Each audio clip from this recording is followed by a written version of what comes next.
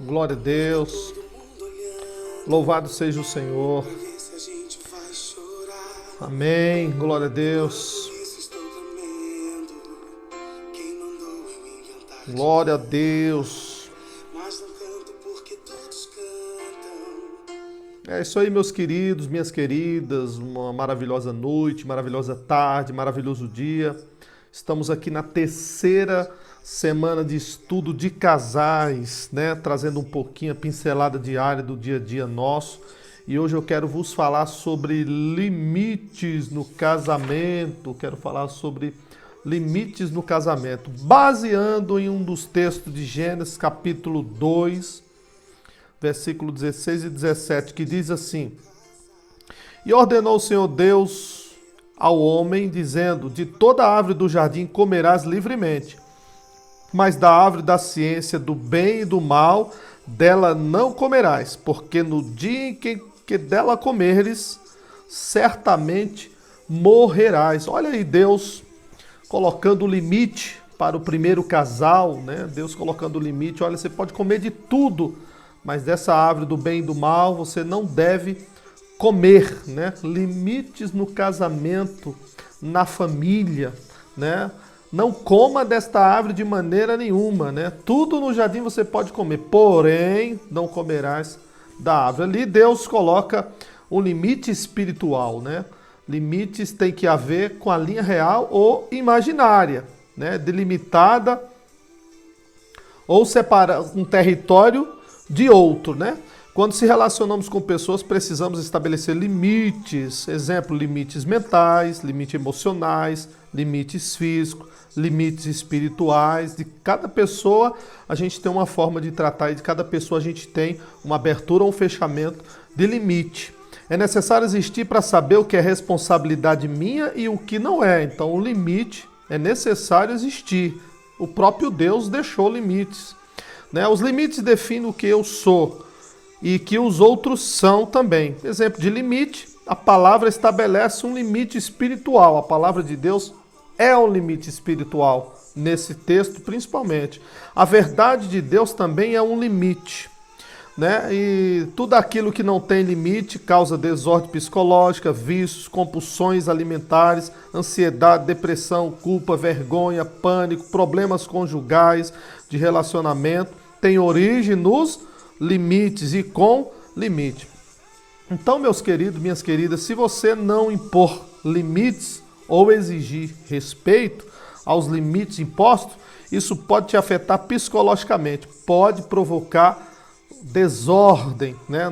Estamos falando de casamento, desordem no casamento, né? A palavra-chave para definir limite é não, não, né? Porque que muitos têm medo de dizer não. É uma pergunta. Medo do abandono, da separação, de magoar um ao outro ou um modo de uma certa raiva também, né?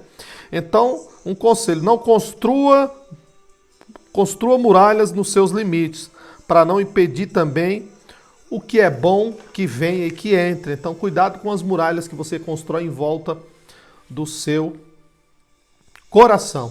Em 2 Coríntios capítulo 6, verso 10 ao 13, fala de coração dilatado, né? Tem que estar aberto, né? O coração tem que estar aberto, né? Ao que é bom, para que o que é o bom, o que seja bom entre, né? E que não esteja fechado a tudo, né? Então, os seus próprios limites têm limites, né? Agora, um exemplo também, tem pessoas que são pessoas controladoras, né? Ela não respeita o limite dos outros. Exemplo de controladoras.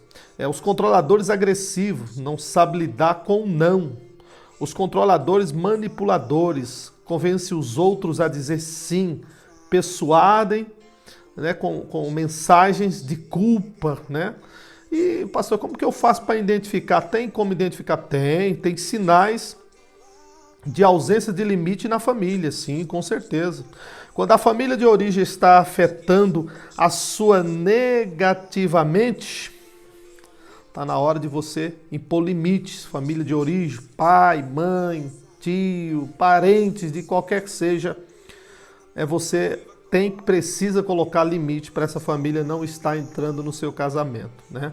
Segundo sinal, quando o cônjuge se sente como se ficasse com as sobras. Eu já vi muita gente dizer, ela prefere os pais, ele prefere ficar mais com os pais do que comigo, eu fico só com a sobra, né? É uma verdadeira... como é que se diz? Um exemplo é quando a verdadeira devoção do cônjuge fosse primeiro para os pais, ou para alguém que os criou, enfim, alguém que está próximo, e não para o marido ou para a mulher. Terceiro sinal de ausência de limite.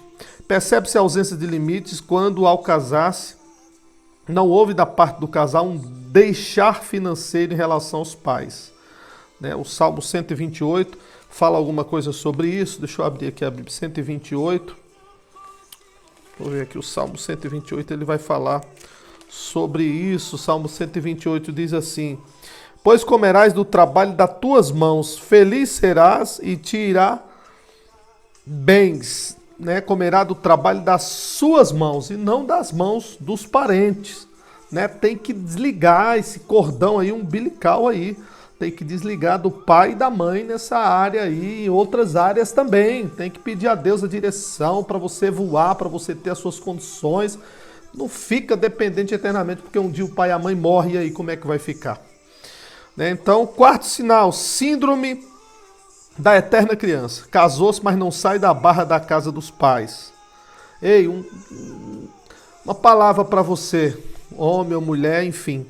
Cresça, assuma seu papel dentro de casa. Você casou, deixar o homem, pai e a mãe. Acabou, assuma seu papel.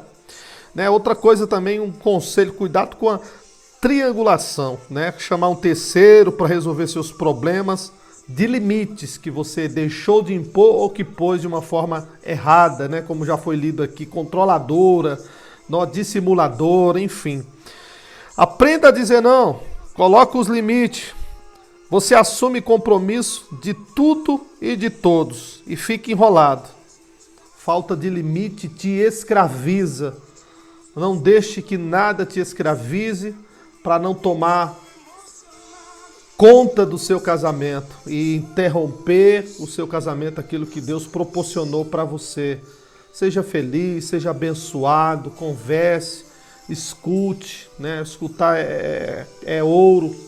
Falar é prata, escute mais, né? Perceba mais, sinta mais, seja mais sensível. E coloque limite um para com o outro, né? O meu limite é esse, o seu limite é esse, vamos parar com isso, vamos tirar pai, vamos tirar mãe, vamos fazer isso, vamos tentar seguir a nossa vida, caminhar em frente, sem olhar para trás, sem olhar para ninguém. É óbvio, você não vai abandonar os pais e a mãe, não é isso que eu estou dizendo. Mas tem uns limites na vida que a gente precisa obedecer. O homem teve os seus limites. E olha só, ele desobedeceu os limites, comeu da árvore proibida e veja o que causou, o estrago que causou. Perdeu o melhor de Deus para ele, o melhor de Deus para ela. Que Deus abençoe sua vida, que Deus abençoe sua casa. Próxima semana voltaremos com a quarta semana de uma pincelada no casamento, né? Um pequeno estudo sobre o casamento para que você possa melhorar cada dia mais seu relacionamento. Deus abençoe.